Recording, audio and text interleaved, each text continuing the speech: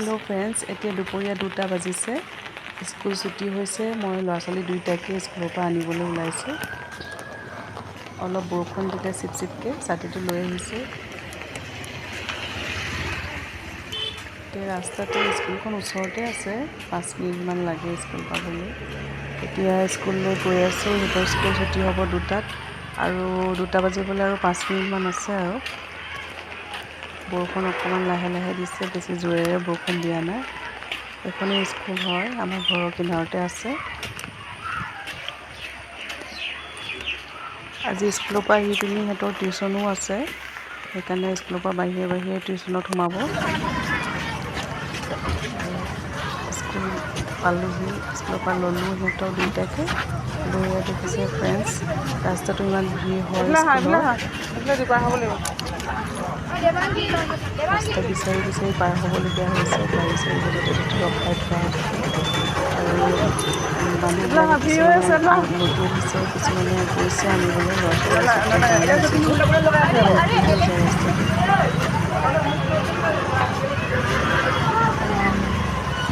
যেনে তেনে থাকি থাকি আৰু ৰাস্তাটো বিচাৰি বিচাৰি ওলাই আহিছোঁ আৰু।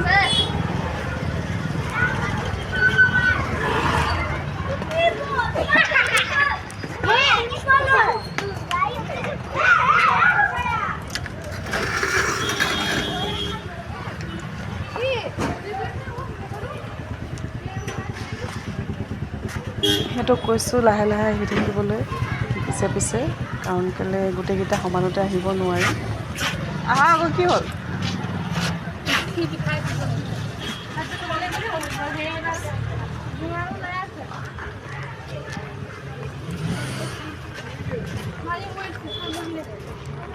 এতিয়া দুইটা টিউশ্যনত সোমাব, আৰু অলপ এঘণ্টা টিউশ্যন কৰাৰ পিছত ঘৰলৈ যাবগৈ।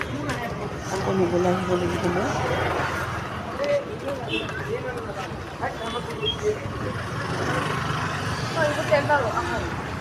কিহত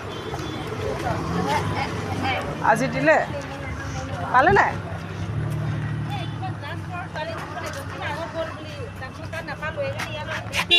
এই ওচৰৰ মানুহজনী টিউশ্যনলৈ ছোৱালীজনী লগ পোৱা নাই, মানে মাক ৰখি আছে। ছোৱালীজনী টিউশ্যনত গ'ল নেকি বোলে, মই দেখিয়ে পোৱা নাই। মই তাকে কৈছোঁ মইতো দেখা নাই। এতিয়া যদি পালেগৈ টিউশ্যনৰ পালেগৈ, তেতিয়াহ'লে মই জনাই দিম বুলি কৈছোঁ। এই অকণ অকণকৈ বৰষুণ দি আছে। আহক, চিপ চিপকৈ বৰষুণ দিলে বৰ দিগদাৰ হয়, আৰু ইমান ভিৰ হয়। ছাতি খুলি মেলি আকৌ ল'ৰা ছোৱালীবোৰে ল'বলৈও বেয়া পায়।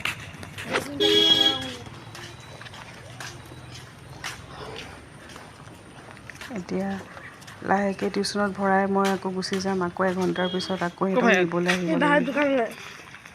কিয় পইচা লৈ আহিছে দে। যিহেতু এতিয়া জুন মাহ চলি আছে, সিহঁতৰ এতিয়া ফাৰ্ষ্ট ইউনিট টেষ্টটো ষ্টাৰ্ট হ'ব। সৰু মাইনৰখিনি এক্সাম হৈ আছে।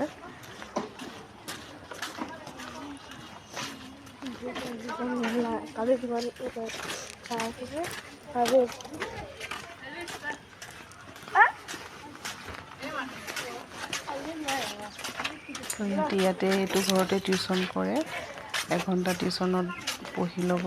ইয়াতে মই এতিয়া থৈ গুচি যামগৈ। আৰু কিবা এটা খাবলৈ বিচাৰিলে ল'ৰাটোৱে, তাক পটককৈ ওচৰৰ দোকানখনৰ পৰা চিপছকে আনিবলৈ পঠাই দিলোঁ। সি দৌৰিছে চিপছৰ পেকেট আনিবলৈ, কাৰণ কেলৈ ৰাতিপুৱা স্কুললৈ ওলাই আহে আৰু টিফিনটো ভালকৈ সম্পূৰ্ণ নাখায়। আৰু যিহেতু এঘণ্টা টিউশ্যন আছে, অকণমান কিবা এটা খাব বিচাৰিলে মই বোলো এই দোকানৰ পৰা চিপছ লৈ আনাগৈ। সি দৌৰি গৈছে চিপছৰ পেকেট এটা আনিবৰ কাৰণে, বায়েকৰ লগত একেলগে খাব।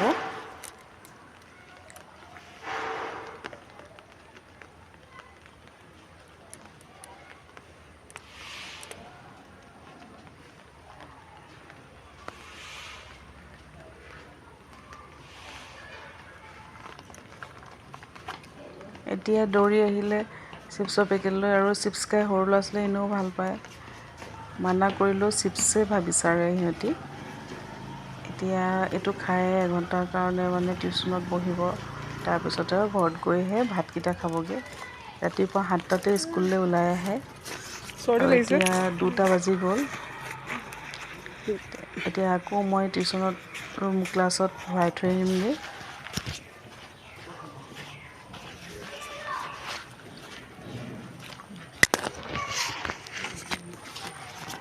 বতৰটো অকণমান ডাৱৰীয়া কৰি আছে ফ্ৰেণ্ডছ। এয়া অকণমান ডাৱৰে গোটেই আন্ধাৰ কৰি ৰাখিছে আকাশখন। এতিয়া যেতিয়াই তেতিয়াই হ'লেও ডাঙৰকৈ বৰষুণ দি দিব পাৰে।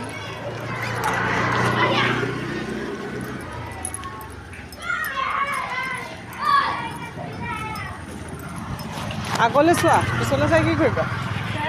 স্কুলৰ কিনাৰতে আমাৰ টিউশ্যনৰ ক্লাছ হয় আৰু সেইকাৰণে মানে একেবাৰে আজৰি হৈ যায় টিউশ্যন কৰি। আকৌ ঘৰলৈ গৈ বেলেগত টিউশ্যন ল'লে দিগদাৰ হৈ যায় কাৰণে স্কুলৰ কিনাৰতে স্কুলৰ টিচাৰে টিউশ্যন কৰে। তাতে আমি মেথছৰ টিউশ্যনটো দিয়াইছোঁ অকল।